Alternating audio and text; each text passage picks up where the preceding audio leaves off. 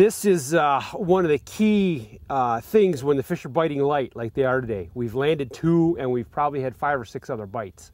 And when you're traveling all this distance to get out here, your baits are rattling around in your tackle box and it tends to dull the hook points up. And lake trout have a very hard mouth. So you've got to keep these hooks sharp. And I like to use a little file. There's a bunch of different products on the market for sharpening hooks, but this seems to be the easiest thing that I've found for these larger hooks.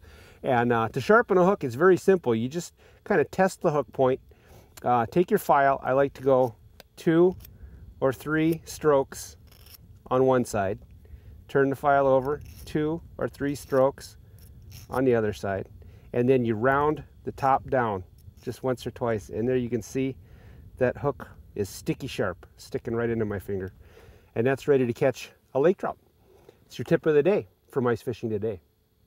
At times, the fresh herring is unavailable for one reason or another, but that doesn't stop us from coming out here lake trout fishing with these big lures. There are ways to take a smaller bait. This happens to be a smelt. You can use golden shiners, you can use sucker minnows, or even a big lake shiner, and butterfly the bait to get it on the beetle.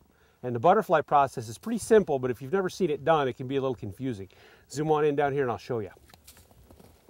First thing we do is just take the head off of the bait, and that's good for a jig and spoon. We'll save that.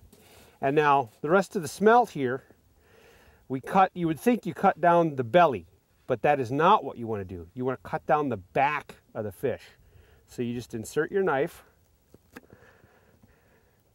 cut on down, and you cut all the way down the backbone, all the way to the tail. And when you lay this bait open, you've got a perfect wedge-shaped piece of meat that'll go right on a beetle. That's a butterflied smelt. Let's take our butterflied smelt.